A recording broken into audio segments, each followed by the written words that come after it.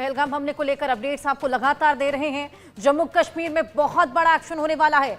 लश्कर के 4 मददगार गिरफ्तार कर लिए गए हैं। बांदीपोरा में आतंकियों के मददगार जिनको अरेस्ट किया गया है, हथियार और गोला बारूद भी बरामद किए गए हैं। लगातार वहां पर लोगों से पूछताछ की जा रही है। ऐसे में जम्मू कश्मीर में ये बेहद बड़ा एक्शन, आतंकियों के मददगार अरेस्ट कर लिए गए हैं। हथियार, गोला बारूद उनसे बरामद किया गया है। लगातार पूछताछ भी की जा रही है। आतंकियों की मदद कर रहे थे बांदीपोरा में, इन्हें अरेस्ट कर लिया गया है। बेहद बड़ी कार्रवाई लगातार जारी है और इसी बीच यहां पर ये बेहद बड़ा एक्शन, कार्रवाई के बीच में बेहद बड़ा एक्शन लिया गया। मददगारों को यहां पर पकड़ लिया गया है। 4 मददगार थे जिन्हें गिरफ्तार किया है।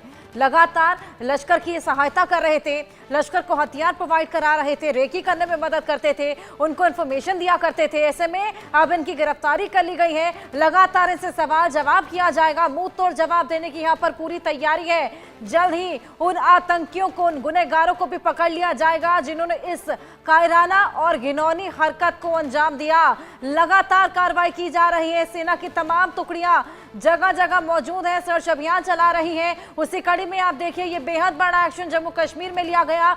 यहां पर बड़ी कामयाबी भी हाथ लगी है। 4 मददगार जिन्हें पकड़ा गया है, इनसे लगातार सवाल जवाब किए जा रहे हैं। क्या कुछ इंफॉर्मेशन इनके पास है, इनसे लगातार पूछी जा रही है।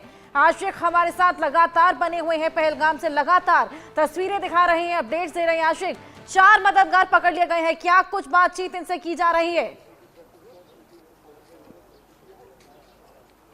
देखिए, बिल्कुल हर्षा, जिस हिसाब से लगातार आतंक पर प्रचंड प्रहार चल रहा है पूरे जम्मू कश्मीर भर में, इसी के कड़ी में जो है आज बांदीपोरा के अजस इलाके में सुरक्षा बलों को एक नाके के दौरान जो है 4 ऐसे आतंकियों के मददगारों के बारे में इंफॉर्मेशन मिली, जिसके बाद इस नाके को मजबूत बनाया गया और इस नाके के बीच राष्ट्रीय राइफल्स के 13 RR, CRPF और जम्मू कश्मीर पुलिस की तरफ से कई सारे नाके बांदीपोरा के अजस में लगाए गए। और इन नाकों के दौरान जो है 4 ऐसे संदिग्धों पर पहले नजर पड़ी और उसके बाद जब इनसे पूछताछ की गई तो इनसे भारी मिकदार में असला और गोला बारूद बरामद हुआ। और जब इन्वेस्टिगेशन की गई तो उससे साफ तौर पर यह पता चला कि ये चारों आतंकी जो है कहीं ना कहीं लश्कर तोयबा के साथ मिले हुए थे और लश्कर तोयबा की तरफ से इन्हें टास्क दिया गया था कि सिक्योरिटी फोर्सेस पर किस तरह से हमले करने हैं, हैंड ग्रेनेड लगाने हैं और साथ ही साथ नॉन लोकल्स पर टारगेट करना है। यानी कहीं ना कहीं अब जिस हिसाब से लगातार आतंक पर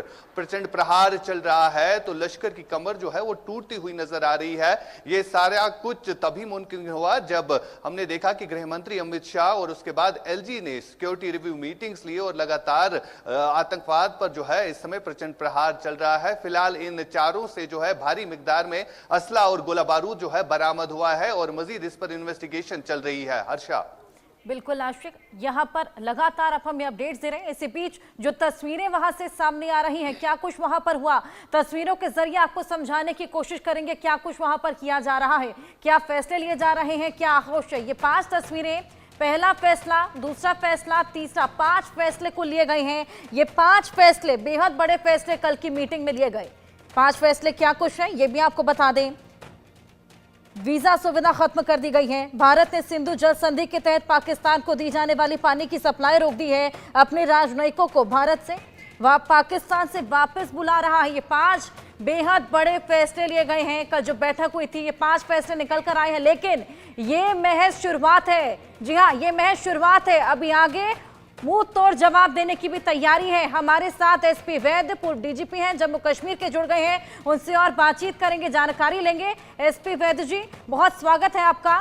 लगातार हम देख रहे हैं एक्शन लिए गए। कल एक मीटिंग हुई थी जिसमें 5 बेहद बड़े फैसले लिए गए, लेकिन वो महज शुरुआत है। मुंह तोड़ जवाब देने की तैयारी है। क्या लगता है आपको, क्या सही मुंह तोड़ जवाब यहाँ पर रहेगा?